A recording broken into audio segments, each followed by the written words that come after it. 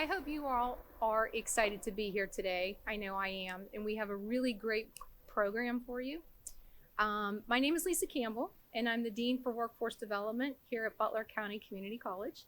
I do want to say on behalf of all of us at BC3 and the folks at the Geyser Center that have worked as a committee to bring this program to you today, we want to say welcome and thank you very much for coming. Again, we are all excited to bring this program to you. It is our third annual Discover Recovery event, and it is around recovery in our community as well as first responders and their effects. So thank you all for coming. At this time, I would really like to acknowledge the first responders in this room. So if you are a first responder with us today, would you please stand? Yeah, thank you all for your service. Thank you. All right, I hope everyone had a chance that was here in time to go down and to look at the life flight unit that was here, the helicopter that was here. I understand we also had an ambulance brought to us from Butler Ambulance. Thank you very much. And we had another truck that was down there from AHN. So I want to send a big shout out to our partners that brought those items. I don't even know what to call them all, but your first responder trucks and vehicles that service the ground and the air today. I'm sure everybody that had a chance to go and look at them really appreciated it, and I know we do too. So thank you. Thank you. Okay, everyone, at this time, I would like to introduce our interim president. Her name is Miss Megan Koval. Her leadership has been steadfast for us in her time here, and she really leads us and encourages us all with a lot of kindness and with a lot of graciousness. So everybody, please welcome Miss Megan Koval.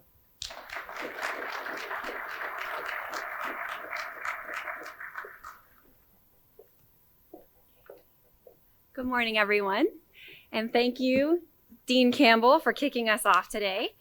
As Lisa said, my name is Megan Koval. I'm serving as interim president of BC3, and it is my pleasure to welcome you here to Butler County Community College on this beautiful spring day. I hope throughout the day you might get a break or two to be able to walk outside and enjoy the sunshine and take a visit around campus. I want to let you know that we're so pleased that you all are here today, and we're also very honored as an institution to be hosting this event alongside our good partners and friends, the Geyser Center. It's really only been a couple years since we've been, official partners, but it has very quickly become such a rich relationship, and we just so enjoy working with all of you and look forward to all the ways that we'll continue to do that in the future. Many of you might know that an incredibly important thing that we do at BC3 as the community's college is to train first responders in our community. So offer all different kind of programming for them. And we do that sort of in three separate areas. We first do that through our public safety program, which is top-notch, well-respected, highly sought after. Many of you in here may have gone through that program in some way, shape, or form. And we serve first responders by way of fire training, EMS, EMT, all kinds of different opportunities down there. We also have a first-class nursing program where we train LPN and RN nurses on a brand new Victor K. Phillips Nursing and Allied Health building, and we know what an important and crucial part they are all to being ingrained in the first responder community. And then we also have a very robust social worker program as well. So all of those three things put together, I think, really underscore our commitment to this community and our commitment to first responders. It's our honor to work with the community in this way. I do want to take a moment, and I'm going to be very brief today, but just to honor and acknowledge all of you for being with us. You have taken your time out of your day to sit here to learn how you can help and walk alongside those who are struggling in our community. I know you all probably have very busy lives, and the fact that you've taken a moment just to learn is remarkable, is to be honored, and is to be acknowledged. And frankly, I think it is a great act of compassion and love. And I think the deep understanding that I'm pretty sure most of the people in the room have here, that if it were for one different decision or event or circumstance into which we were born or given in this life, that we could all be on the other side of this and need to be the ones being helped. And I think that is just a beautiful thing. Lastly, I want to just again thank the Geyser Center for being our partner here. I know that I am here today welcoming you to the college in my role as interim president of BC3, but in the spirit of knowing that we come to all that we do as whole people and personal and professional lives always blend, I want to share with you all that this past fall, I had a very good friend whose sister was going through a really hard time and needed to utilize the Geyser Center services. She actually came from over near the central part of the state and so had to make a little bit of a drive to get here. And when they arrived, my friend took her sister. She went in, of course, I will not say her name, and I'm sharing the story with permission. And once she arrived, the person who took her in said, actually, upon further review, your insurance will not cover this month-long stay. And she said, oh my gosh, why did you not tell me that before I made this drive and came here? I can't do this. And the person at the Geyser Center said, because we knew you wouldn't come. Like, just takes your breath away. And then followed up by saying, we're going to find a way to cover this for you. So I share that because it is a professional and helpful and resourceful response that you gave her, but also most importantly, it's a compassionate, neighborly one that came of love. And we're just so lucky to have you here with us. So again, you are always welcome here at BC3, and I hope you have a wonderful day ahead, and thank you for being here.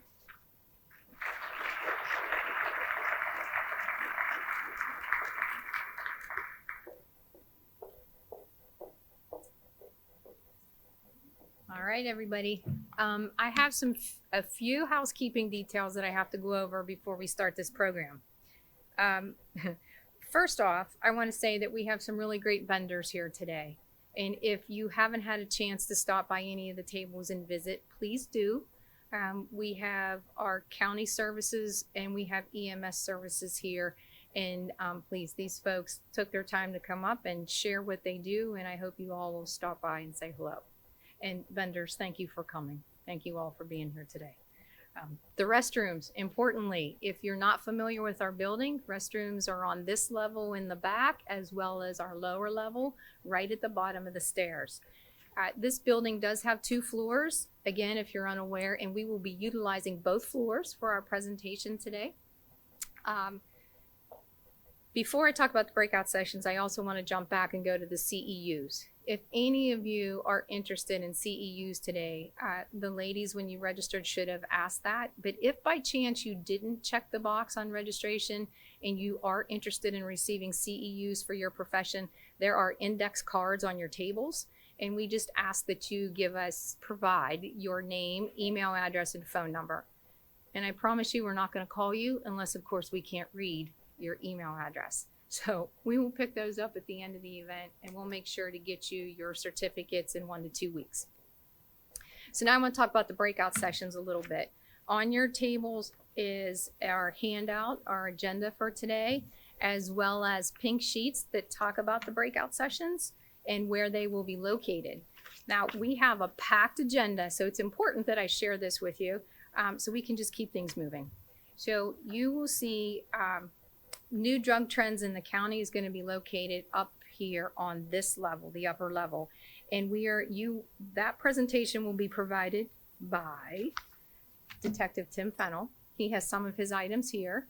This breakout session will be to my right, your left, held here when we get to that point, okay? This happened to be the #1 asked for breakout session today. No pressure, Detective, none. So I say that because each of you have selected 2 breakout sessions of the 3 that we're offering. If you see any breakout session appears to be a little full, if you feel free to jump to your second choice and then make your second your first choice. We just want to keep things flowing and a little bit easily balanced. Down on the lower level, we will have identifying burnout and prioritizing self-care. That will be with Joe Mahoney and the wonderful staff at the Geyser Center. When you get to the bottom of the stairs, it will be in the seating area immediately on your right-hand side. There's some signage, you can't miss it. And also on the lower level will be county engagement with local EMS, and that will be presented by Donna Genereski, our Director of Drug and Alcohol for the county. And I believe some friends will be helping her are participating with her as well. It will be on the lower level on the left-hand side in the seating area when you get there. That's important. If anybody has any questions, please let us know. There's lots of folks around here that will not allow you to get lost today. Okay? So with that, it is now my pleasure to turn the program over to the Geyser Center and to welcome my partner, my friend, community champion, Joe Mahoney, who's the executive director. Thank you.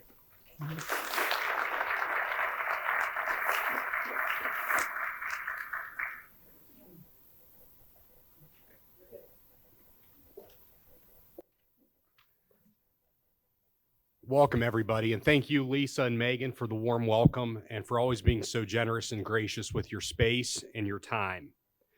On behalf of all of us at the Ellen O'Brien Geyser Center, I want to welcome you all to our third annual symposium. If this is your first time attending one of our events, allow me a minute to brag about the Geyser Center. The Geyser Center has been around, closing in on 55 years, and is currently the county's longest-standing addiction treatment organization. Today, we have residential treatment programming for both men and women, outpatient and intensive outpatient programming for the community, in the community, medication-assisted treatment with Dr. Brophy, a Center of Excellence program for opioid addiction treatment, addiction treatment in Butler County Prison, and a newly opened recovery house for women and children. I have always believed that our true mission at Geyser is to save lives through our treatment work. However, it is not enough to do that just through treatment and through housing programs. That is why events like today are so critical. Education for the community helps break down barriers and shatter the stigma around addiction. The knowledge that will be shared today will help first responders. Those of you who are responders by the noble trade, and those of us who may be called upon to act as first responders in our communities. The knowledge shared today will hopefully save lives. I encourage all of you to make the most of the education that's going to be shared today, take the resources that will be offered, and unfortunately, we never know when they will be needed. Before we begin, I again want to thank our friends at BC3. Without them, we would not be able to do this for 3 years running, and Lisa, get ready to start planning year 4. A big thank you to our Geyser Board of Directors and our staff who are in attendance, some of you whom I have roped into presenting shortly for breakouts. Ave Jack, our executive assistant at Geyser, thank you for always coordinating behind the scenes to ensure that everything goes seamlessly. Thank you to all of our vendors, sponsors, breakout facilitators, and panelists for sharing time, resources, and knowledge today. And much appreciation to our lunch sponsor, Anthony Savannah from the Passavant Foundation, for sponsoring the Firehouse subs today for everybody to enjoy during the panelists later on. Finally, it is always my distinct pleasure to introduce our keynote speaker, Geyser Center Medical Director, a good friend of Geyser, and a personal friend of mine, Dr. C. Thomas Brophy. I will let Dr. Brophy share his many credentials himself, because I'm sure I will leave something out. But we are lucky to have him at the Geyser Center, and we're lucky to have him in the Butler community. Today, he will be sharing some knowledge with us on the phases of change model, and that will hopefully help shed some light onto why it is so difficult for those that we love to make critical changes in their lives, especially for maladaptive behaviors that we know as loved ones and as bystanders are not helping or benefiting their lives at all. And this knowledge will hopefully, again, shed some light and add some knowledge and information to help us as loved ones, as first responders, as community members, understand maybe the struggle that they're going through so we can better support and lessen the frustration and the burden that we're feeling as well onto them.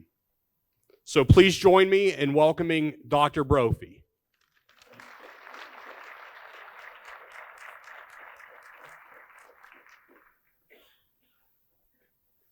All right, thanks guys. Just give me 1 second here to get this switched over and loaded up.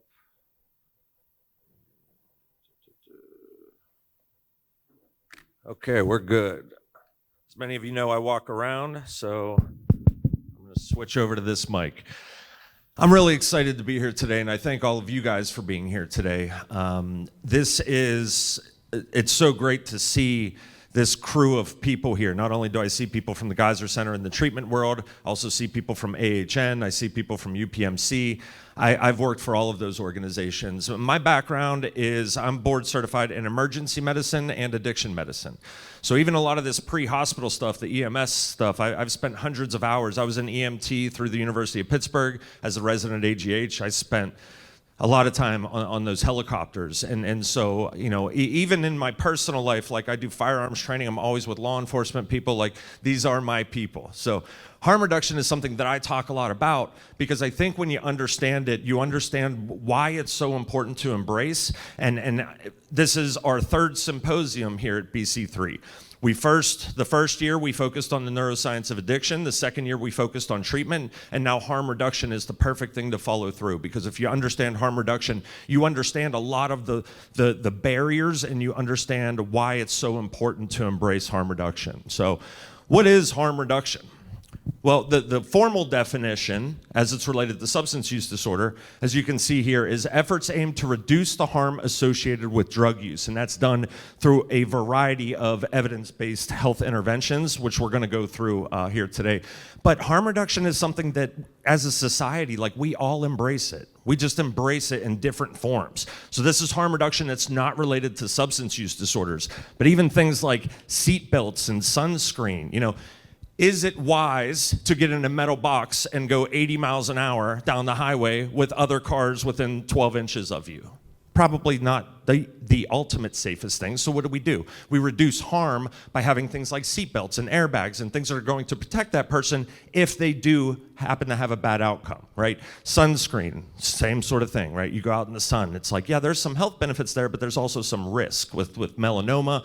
We embrace things like sunscreen and ongoing face masks, vaccines, even condoms, bicycle helmets. All of these things are different form of harm reductions that are a part of everyday life. And we don't blink an eye at these things, but people do blink an eye and pause whenever we talk about some of the forms of harm reduction related to substance use disorders, which we'll get into. This is a slide that and a topic that I go over with everybody, because in order to understand and embrace harm reduction in the substance use community, there is one fundamental requirement, and it is that you believe that all people deserve safety and dignity.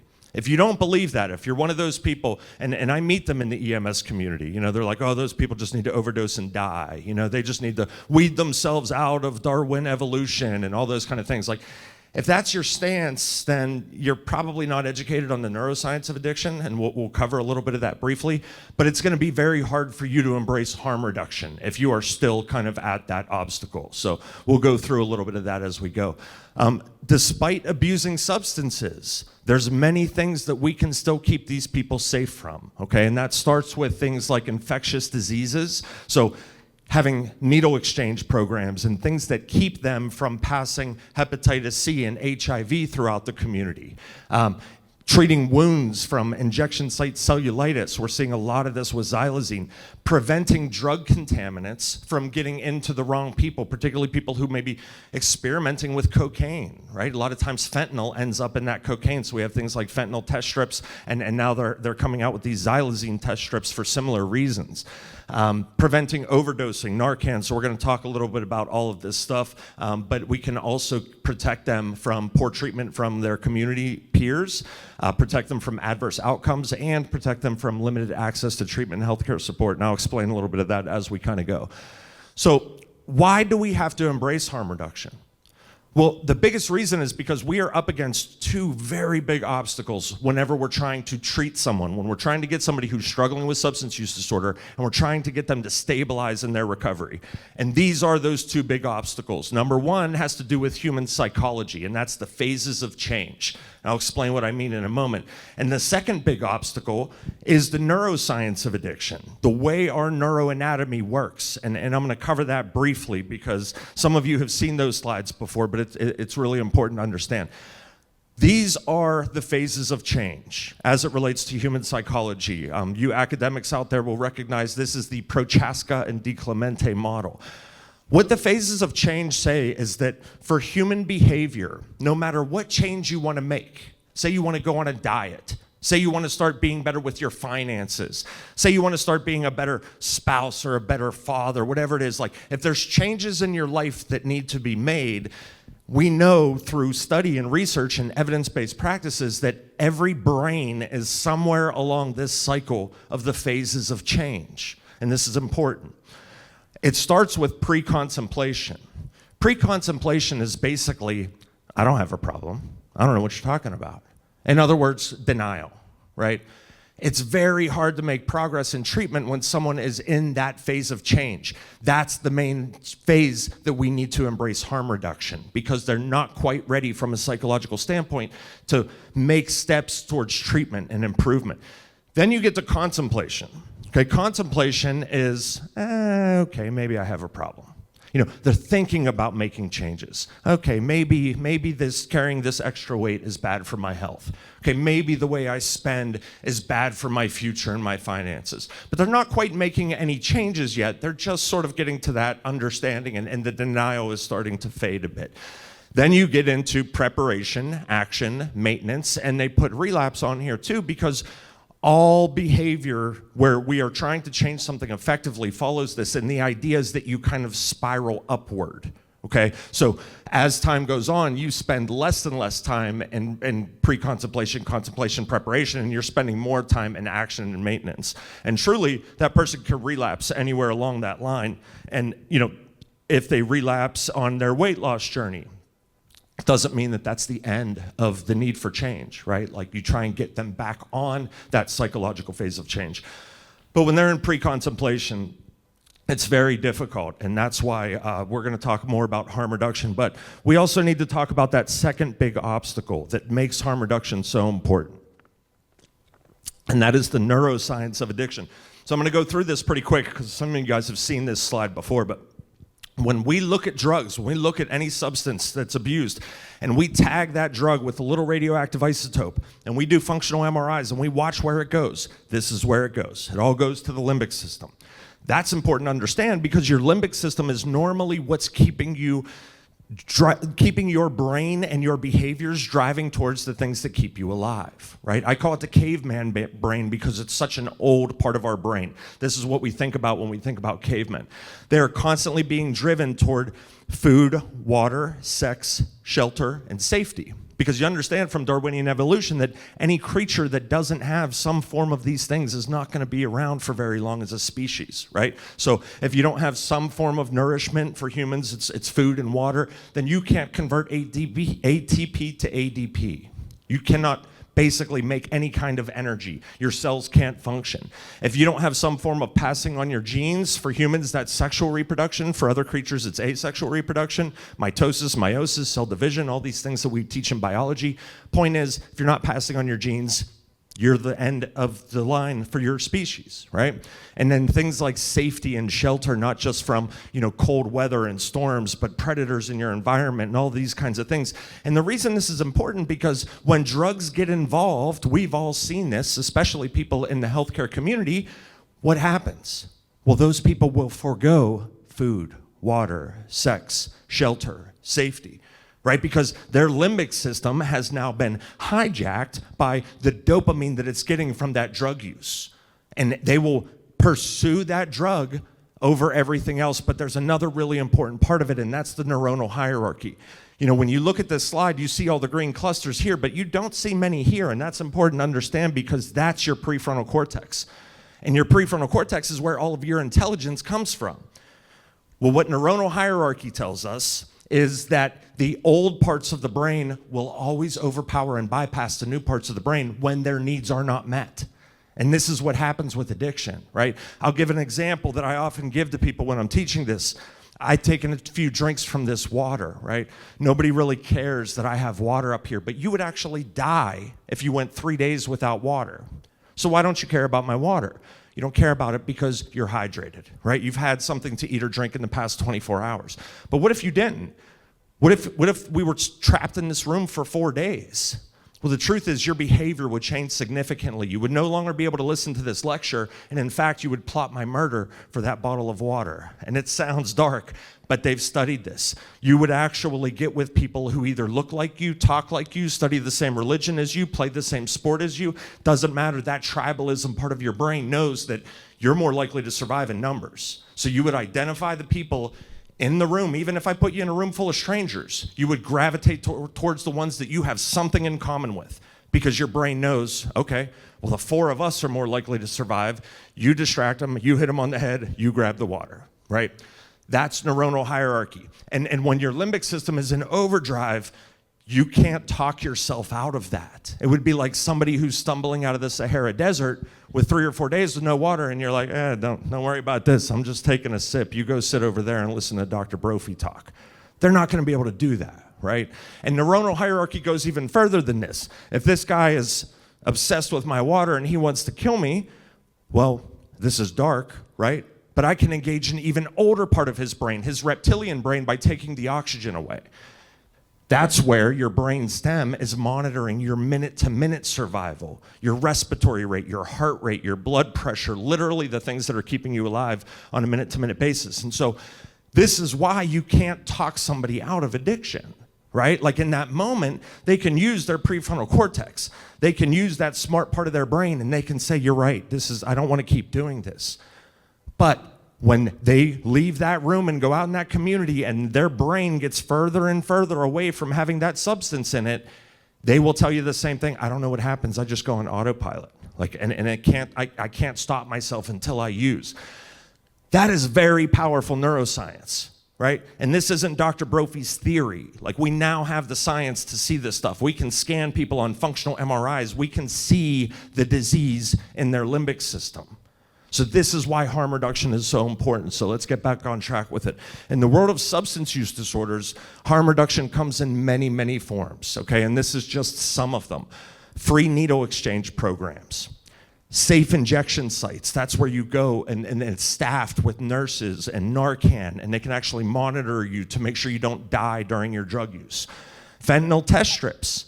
That's not so much meant for the people that are using fentanyl. Those people know that they're getting fentanyl. The fentanyl test strips are for your kid who's going to college next year, who's probably going to experiment at some point, and they don't want to die, right? Like, we do a program with Stop the Judgment.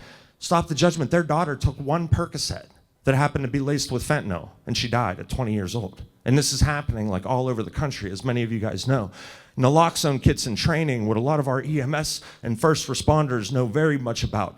Even STD, they call it STI now, but STD prevention, like if you're preventing that, then you're preventing it from spreading in the community in general. Okay, so that's another form of harm reduction. Free prenatal and perinatal care, post-exposure and we're going to go through all these pretty quickly, but vaccination programs, wound care programs, and then education and stigma reduction. So let's talk a little bit about free needle exchange programs. These have been around for a really long time. I remember, many of you know, my brother has been struggling with drug use for about 25 years. He's been a heroin addict for about 15 of those years. So I see this stuff all the time, and I remember having questions about it, before I really did a deep dive in understanding it. And there's been a free needle exchange program down in Oakland for over 20 years, because I remember his friends introducing him to that so that he could get access to at least clean needles. This results in a significant reduction in the communicable diseases that are passed along unclean needles, right? Needles that get used, left, passed along. And again, because of the brain, because of the way their brain works, they're not using that prefrontal cortex in that moment. They're not looking at that needle and thinking, what are the pros and cons? They're looking at that as, that solves my problem and I'm going to use it. That's why we see things like the use of toilet water to inject, right? That sounds crazy to people who aren't struggling with substance use disorder, but it's because of the neuroscience. And anyway, this can serve also as an access point for treatment, as can many of these harm reduction programs. So safe injection sites, this is a different thing. Safe injection sites are something that there's a lot of controversy in this country over safe injection sites. Now, they're called different things. Sometimes they're called safe consumption sites. I put a list of drug consumption rooms, depending on the location. These are big in Europe. These are big in Canada. In fact, one of the most famous ones in Vancouver has had over 4 million visits, and they've had plenty of overdoses with 0 fatalities.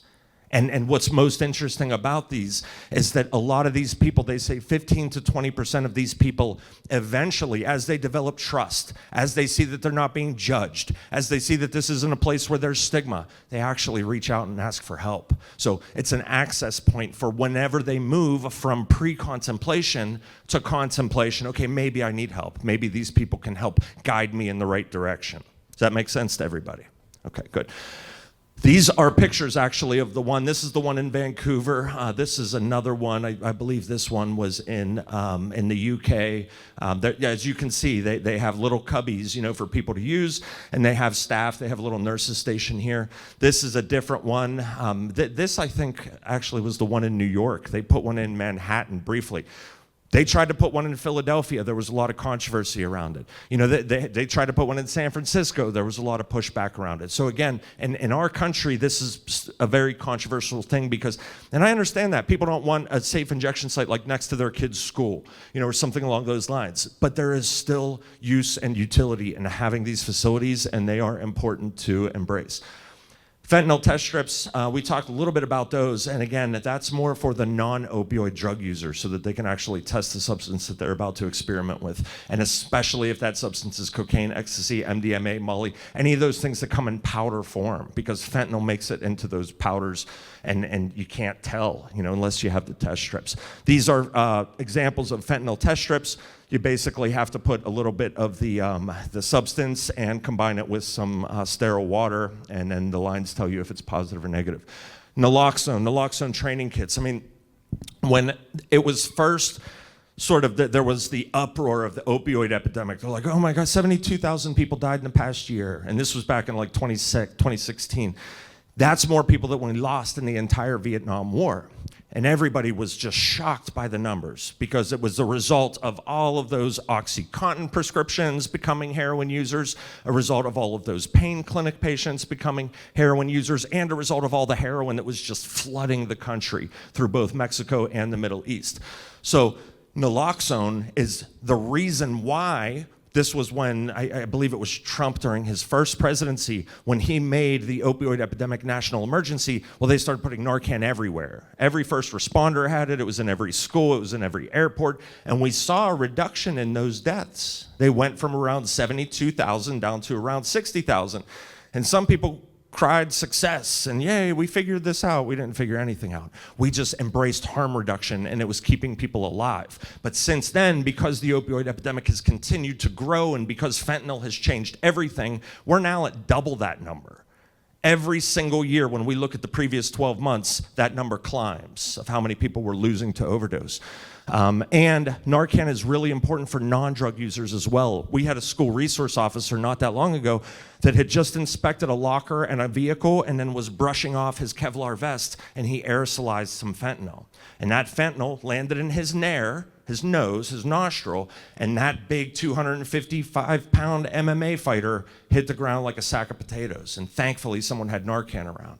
So Narcan is something that really is not just for what, you know, people are thinking like, oh, well, I don't need that. I don't have a drug user around. We actually encourage anybody who has prescription opioids in their house to have Narcan, and anybody that's involved in being a first responder, of course, it's very important to have Narcan. That's what Narcan looks like. And the form that can be purchased at the pharmacies, and the form that we give at Geyser. It's very easy to use, and I'm sure you can actually see some demonstrations with that at our vendor tables likely. STD screening, this is a big one in the substance use community because there tends to be either sex workers or just people who generally aren't concerned about their health because, again, their brain is driving them towards a different priority. Okay, so you see an increase in sexually transmitted infections, and so it's important to screen. You know, even if those people aren't embracing treatment, you can still screen for these kinds of things. Free prenatal and perinatal care. This is another really big one, you know, and we have on the UPMC side, we have McGee Hospital. On the AHN side, we have West Penn Hospital. They both have excellent perinatal MAT programs, keeping these people stable so that their baby doesn't have to go through such significant neurochemical changes whenever it's born, and then it doesn't have that substance in its brain anymore. Substance use affects every aspect of parenting, from neglect, lack of supervision, difficulty with breastfeeding, food security, housing, meals, violence. I mean, all of this stuff, we have social workers, thankfully, who are embracing this stuff. And if it's not a form of harm reduction for the mom, it certainly is a form of harm reduction for the baby, right? So that's why I include it in here. And then pre-exposure prophylaxis and post-exposure prophylaxis, this is important too, particularly people who are using needles, people who are in a community, where a certain type of infectious disease is prevalent, and that comes in various forms. Biktarvy is the big one for HIV. There's the vaccination program similarly. I had to get vaccinated for hepatitis B just being an ER doctor, because we get stuck with needles, right? And they're constantly trying to come up with different vaccines that, again, if the person is going to engage in that behavior, they encourage teenagers to get the HPV virus. Why? Because all teenagers are experimenting, and not a lot of them are doing it responsibly, right? So again, harm reduction is a way to protect them from the things that they could possibly be exposed to. Wound care, this is even another form of harm reduction. If somebody has xylazine wounds, if they have injection site abscesses, like when they come to the ER, we address those things, right? Like we drain that abscess, we put them on antibiotics. Nobody gets turned away just because, oh, you did that to yourself, right? And that's what I was talking about when I talk about people who just have a difficult time getting through that psychological barrier and the frustration that they feel from responding, constantly to people who are abusing substances. Xylazine wounds happen to be special circumstances because when they are injected, they cause vasoconstriction at the site of injection. So you actually get like a little ischemic ulcer that looks very much like a diabetic foot ulcer, right? And it's also very difficult to heal because there's no more blood vessels in the perimeter. So those blood vessels have to regrow. We have xylazine wounds that are the size of basketballs on people's legs. And then some of them, because of the disease of their addiction, they'll start injecting into that wound. So it causes even more vasoconstriction and more tissue death.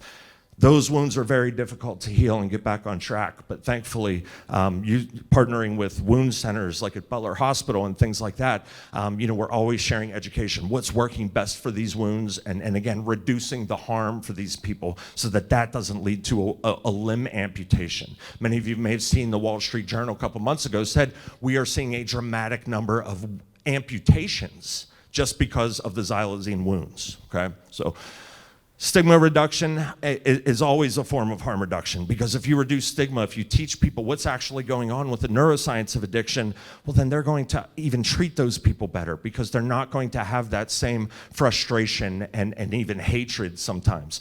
Stigma reduction makes the world safer for everybody that's struggling with substance use disorder. And prevention education, you guys know that I'm big on that, and it's not just for the high schools and colleges and things like that we go out to. It's even for the substance using community, right? Because if they're just first getting on that rabbit hole and maybe they haven't crossed over to using needles yet, well, you can educate them on all the additional risks and maybe prevent them, from progressing further down that pathway, maybe triggering that phase of change of, oh, okay, maybe I do need to do something about this, right? We always have to be thinking about the neuroscience. And when done correctly, education also reduces stigma and explains the need for harm reduction. I'm going to talk about a few community examples of us embracing harm reduction that some of you no doubt have seen, and you might even be frustrated with it. Like, why are we putting that person on MAT? Why are they still on MAT? Well, let me explain a little bit. These are some common examples of where it looks at the surface like treatment, but it's really harm reduction, okay? And this is like people at the methadone clinic who happen to still be abusing other substances, and that can be frustrating, right? But if it's keeping them from abusing fentanyl, they're actually more likely to stay alive. In fact, anybody who's on methadone or Suboxone, they are 98% less likely to die. 98% less likely to die. I can see that it's not ideal. Even the people struggling with substance use will tell you it's not ideal. I don't want to be tied to another ball and chain. I want to be free of this burden. But if they're 98% less likely to die and they're not quite in that phase of change where they're ready to fully embrace treatment, these can be very powerful things. Now, we use them in treatment too, but what I mean in harm reduction is, say I have a patient who is on Suboxone, and that patient is coming in, and maybe they're getting the injectable form of buprenorphine, the Sublocade. And every month they're coming in, but they're still cocaine in their urine. Now, am I gonna tell that person, like, oh, you're done. We're taking you off of this buprenorphine injection? All that's gonna do is lead to them using fentanyl and cocaine and likely dying, right? So by keeping them on the buprenorphine, as long as their urine drug screen is not showing opioids, I can't call that treatment because cocaine is still showing up, right? But that is a form of harm reduction. And there's something called the Sinclair method, which we don't encourage, but what this is naltrexone is one of the MAT drugs that works really well for alcohol use disorder because it breaks the association of that alcohol actually like feeling good, you know? Well, there's something called the Sinclair method where you take people who have no interest in reducing their alcohol consumption, meaning they're not on the appropriate phase of change, right? And I don't encourage this, again, because this is just a study that was done in the community, but they put those people on naltrexone, and slowly over time, those people will just sort of lose interest in drinking. And you start that off as a form of harm reduction, and it almost ends up becoming a form of treatment, right? So these things, there can be a blending in a gray area. Embracing the harm reduction at Geyser, what do? Prevention and stigma reduction education, which many of you are here listening to and have been a part of in the past.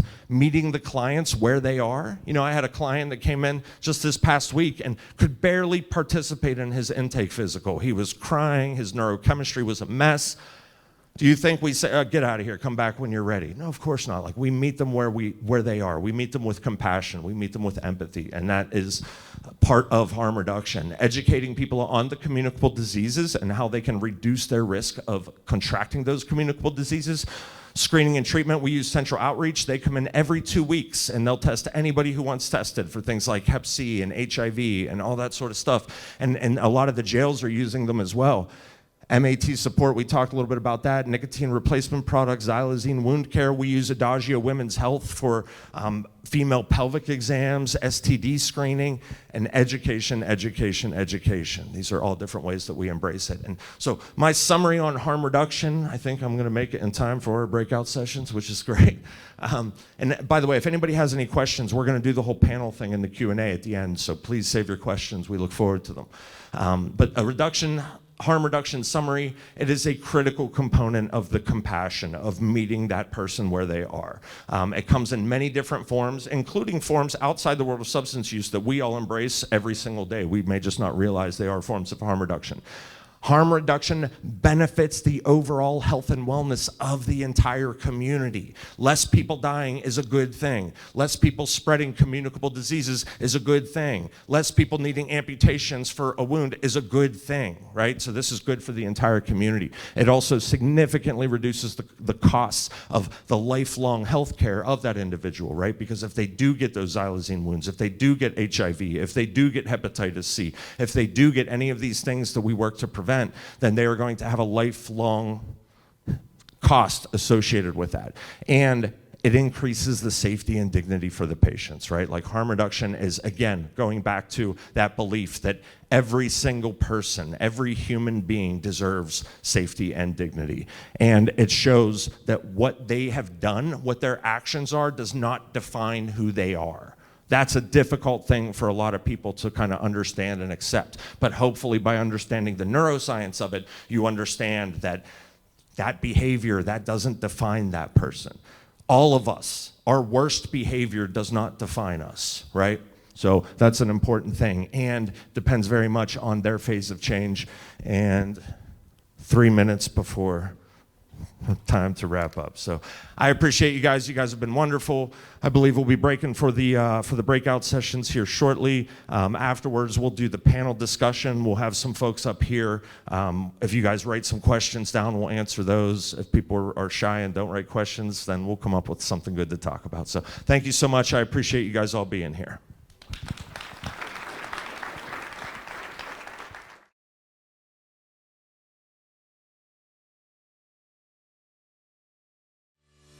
At Armstrong, Our goal is delivering the best possible experience to our customers. We hold our work to high standards, and the safety of our employees, as well as the community, is essential. Our employees, business partners, and equipment are easily identifiable.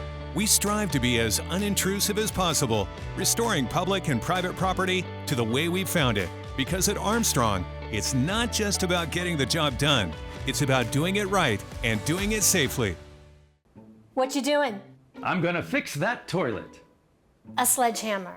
Hey, you never know. Maybe we should call a plumber. No, I got this. At Armstrong Comfort Solutions, our professional plumbers and service techs are standing by to help with all your plumbing and HVAC needs. Everything okay down there? Maybe I should call Armstrong Comfort Solutions. Armstrong Comfort Solutions, where comfort is our middle name.